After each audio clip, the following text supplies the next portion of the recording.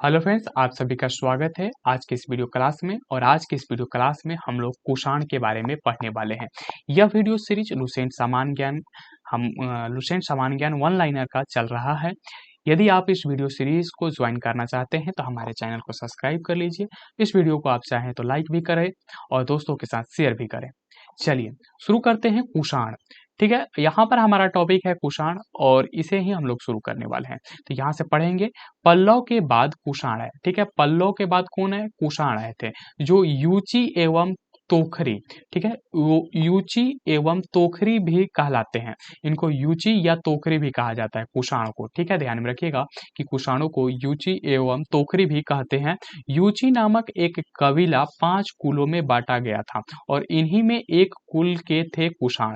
ठीक है, तो यहाँ पर ध्यान रखिएगा कि जो कुषाण थे वो जो यूची नाम का एक कबीला था उसी को 5 भागों में बांटा गया था और उसी में से एक जो भाग था वह क्या था?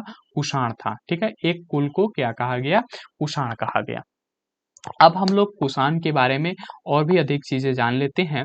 यहाँ पर लुसेंट सामान्य ज्ञान वन लाइनर आपका चल रहा है, जो कि हरा वाला बुक है और आप इसके उपयोगिता के बारे में तो अच्छी तरह से समझते ही हैं। तो चलिए इसे हम लोग पढ़ने वाले हैं और आप हमारे साथ जुड़ जाइए और इससे हम इस वन लाइनर जो लुसेंट सामान्य ज्ञान है इसे हम लोग पूरी तरह से समाप्त करेंगे। लाइन बाय लाइन एक एक पेज को यहाँ पर हम लोग पढ़ने वाले हैं और हम लोग इसे अंत तक पढ़ेंगे, अंत तक खत्म करेंगे। ठीक है, चलिए आगे बढ़ते हैं। यहाँ पर है कुषाण वंश। ठीक है, कुषाण वंश के संस्थापक कुजुल कुजुल कडफिसेस था। ठीक है, कुजुल कडफिसेस जो था वह कुषाण वंश का संस्थापक हुआ और इस वंश का सबसे प्रतापी राजा कनिष्क था। इस वंश का सबसे प्रतापी राजा कौन था? कनिष्क था और इसकी राजधानी पुरुषपुर या पेशावर थी। कुषाणों की द्वितीय राजधानी मथुरा था। ठीक है, तो यहाँ पर आपको 2-3 बातें ध्यान में रखना है। वह यह कि सबसे पहले जो इसके वंश के संस्थापक थे, कुषाण वंश के संस्थापक, उनका नाम कुजुल था, कुजुल कडफिसेस। ठीक है, पूरा नाम कुजुल कडफिसेस था, ये ध्यान रखिएगा। और ये जो कुषाण वंश था उनका प्रतापी राजा कनिष्क था और कनिष्क जो था इसकी राजधानी पुरुषपुर था। ठीक है, पुरुषपुर या पेशावर, इसी के नाम पुरुषपुर को ही पेशावर के नाम से जाना जाता है। और कुषाणों की जो द्वितीय राजधानी थी वह मथुरा थी। ध्यान में रखिएगा कि कुषाणों की जो द्वितीय राजधानी थी वह मथुरा थी। कनिष्क ने 78 ईस्वी में गद्दी पर बैठने के समय में एक संवत चलाया जो शंख संवत कहलाता है, जिसे भारत सरकार द्वारा उपयोग में लाया जाता है।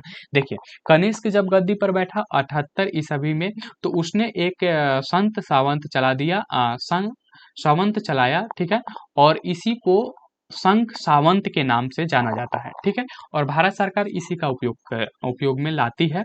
ठीक है, बौद्ध धर्म की चौथी बौद्ध संगति कनिष्क के शासनकाल में कुंडल वन। ठीक है, देखिए एक बात ध्यान में रखिएगा कि बौद्ध धर्म की जो चौथी बौद्ध संगति हुई थी वह कनिष्क के शासनकाल में हुई थी और यह कुंडल वन कश्मीर में हुई थी। ठीक है, और प्रसिद्ध बौद्ध विद्वान वसुमित्र की अध्यक्षता में हुई थी। किसके अध्यक्षता में? वसुमित्र की अध्यक्षता में हुई थी। और यहाँ पर एक बात और ध्यान रखिएगा कि कनिष्क बौद्ध धर्म के महायान संप्रदाय के अनुयायी था। ठीक है, जो कनिष्क था वह बौद्ध धर्म के महायान संप्रदाय का अनुयायी था। तो यहाँ पर उस जो कनिष्क था उसके शासनकाल में चौथी बौद्ध संगति हुई थी और उस बौद्ध संगति का जो अध्यक्षता कर रहे थे वह वसुमित्र कर रहे थे और यह जो हुआ था वह कुंडल वन कश्मीर में हुआ था। चलिए आगे बढ़ते हैं। चीनी जनरल पेन चोवा ने कनिष्क को हराया था। देखिए ध्यान रखिएगा कि चीनी जनरल पेन चोआ, ठीक है, इनका नाम था, चीनी जनरल पेन चोआ ने कनिष्क को हराया था। ठीक है, आरंभिक कुषाण शासकों ने भारी संख्या में स्वर्ण मुद्राएं जारी की जिनकी शुद्धता गुप्त काल की स्वर्ण मुद्राओं से उत्कृष्ट थी। देखिए यहाँ पर जो आरंभिक कुषाण शासक हुए इन्होंने भारी संख्या में स्वर्ण मुद्राएं चलाएं। ठीक है, स्वर्ण मुद्राएं चलाएं जो कि गुप्त काल में चलाए गए सिक्कों की मुद्रा से उत्कृष्ट थे। ठीक है, कुषाणों ने सोने के सर्वाधिक शुद्ध सिक्के जारी किए। एक बात और ध्यान रखिएगा कि कुषाण ही वो शासक थे जो कि सोने के सर्वाधिक शुद्ध सिक्के जारी किए थे। इन्होंने सोने के सर्वाधिक शुद्ध सिक्के जारी किए थे। कुषाणों ने उत्तरी तथा दक्षिणी पश्चिमी, ठीक है, यहाँ पर ध्यान में से पढ़िएगा कि कुषाणों ने उत्तरी तथा उत्तर पश्चिमी, यहाँ पर उत्तर पश्चिमी लिखा हुआ है, उत्तर पश्चिमी भारत में सर्वाधिक संख्या में तांबे के सिक्के को जारी किया। तो यहाँ पर जो कुषाण थे वह उत्तरी तथा उत्तरी पश्चिमी जो भारत थी वहां पर इन्होंने तांबे की सिक्के जारी किए हुए थे। कनिष्क का राजवैद आयुर्वेद का विख्यात विद्वान चरक था, जिसने चरक संहिता की रचना की।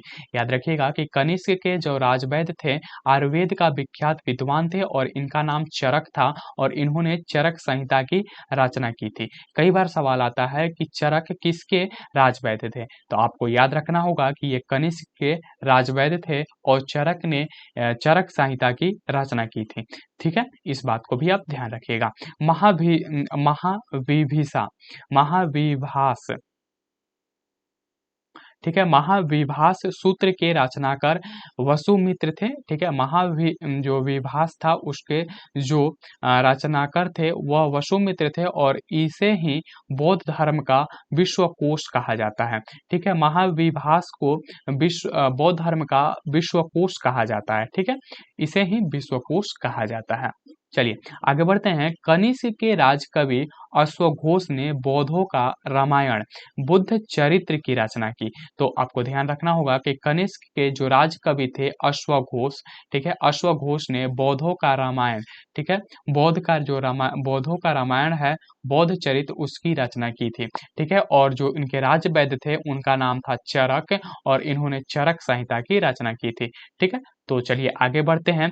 वसुमित्र पार्श्व नागार्जुन, ठीक है, यहाँ पर वसुमित्र पार्श्व नागार्जुन महाचेत और संघरक्ष वे कनिष्क के दरबार की विभूति थे। तो ये कनिष्क के दरबार में रहा करते थे वसुमित्र पार्श्व नागार्जुन महाचेत और संघरक्ष की रक्ष, ठीक है, संघरक्ष भी कनिष्क के दरबार की विभूति थे। ठीक है, चलिए आगे बढ़ते हैं। भारत का आइंस्टीन नागार्जुन को कहा जाता है। देखिए भारत का आइंस्टीन जो थे उनके नाम पर यहाँ पर नागार्जुन को भारत का आइंस्टीन कहा जाता है। ठीक है, और उनकी पुस्तक माध्यमिक सूत्र, इस पुस्तक में नागार्जुन ने सापेक्षता का सिद्धांत प्रस्तुत किया था। देखिए आप ध्यान में रखिएगा कि नागार्जुन ने सापेक्षता का सिद्धांत प्रस्तुत किया था माध्यमिक सूत्र में से। ठीक है, और कनिष्क की मृत्यु जो हुई थी 102 ईस्वी में हो गई थी और कुषाण वंश का अंतिम शासक वासुदेव था। कुषाण वंश का जो अंतिम शासक कौन बना? वासुदेव बना था और कनिष्क की जो मृत्यु हुई थी वह 102 ईस्वी में हुई थी। ठीक है, ध्यान में रखिएगा 102 ईस्वी में हुई थी। और कुषाण का जो अंतिम शासक कौन था? वासुदेव था, इसे आप ध्यान में रखिएगा। कुषाण राजा देवपुत्र कहलाते थे। जो कुषाण राजा थे उनको देवपुत्र कहा जाता था और यह उपाधि कुषाणों ने चीनियों से ली थी। यह जो उपाधि थी इन्होंने चीनियों से लिया हुआ था। अब आगे बढ़ते हैं। गंधार शैली एवं मथुरा शैली का विकास कनिष्क के शासन काल में हुआ था। देखिए इसीलिए ये कनिष्क जो थे वो ज्यादा मतलब इनके बारे में ज्यादा कुछ जानने को मिलता है कि गंधार शैली एवं मथुरा शैली का जो विकास हुआ था वह कनिष्क के शासन काल में हुआ था और मथुरा संग्रहालय में कुषाणकालीन मूर्तियों का संग्रह अधिक मात्रा में है। गंधार कला के लिए तक्षशिला प्रसिद्ध है।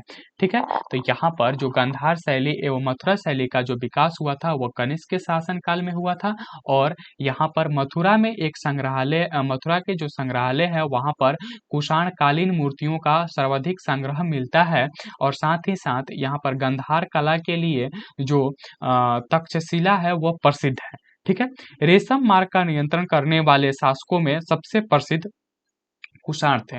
ठीक है, जो रेशम मार्ग था उस पर जो था रेशम मार्ग पर नियंत्रण रखने वाले जो शासकों में सबसे प्रसिद्ध कुषाण थे।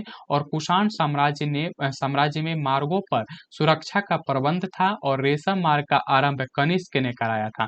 कनिष्क ने रेशम मार्ग का आरंभ करवाया था और सबसे अधिक नियंत्रण रखने वाले ये कुषाण साम्राज्य कुषाण के राजा थे। ठीक है, रेशम बनाने की तकनीक का आविष्कार सबसे पहले चीन में हुआ था। ध्यान में रखिएगा कि रेशम बनाने की तकनीक का जो आविष्कार हुआ था सबसे पहले चीन में हुआ था। ठीक है, और कुषाण काल में सबसे अधिक विकास वस्तुकला के क्षेत्र में हुआ था। कुषाण काल में सबसे ज्यादा विकास किस में हुआ था? तो वस्तुकला में हुआ था। और इसी काल में बुद्ध की खड़ी प्रतिमा का निर्माण हुआ था। ध्यान में रखिएगा कि कुषाण काल में बुद्ध की खड़ी मूर्ति का क्या हुआ था? निर्माण हुआ था। कई बार सवाल आ जाते हैं कि बुद्ध की खड़ी प्रतिमा का निर्माण किस काल में हुआ था, तो आपको ध्यान में रखना होगा कुषाण काल में। ठीक है, तो आज की इस वीडियो को हम यहीं पर समाप्त करते हैं। अगले वीडियो में हम लोग संगम युग के बारे में पढ़ेंगे, जो कि हमारा अगला टॉपिक है। तो अगर आपको ये वीडियो पसंद आ रही है तो इस वीडियो को लाइक कीजिए, अपने दोस्तों के साथ शेयर जरूर कीजिए। तो मिलते हैं अगले वीडियो में।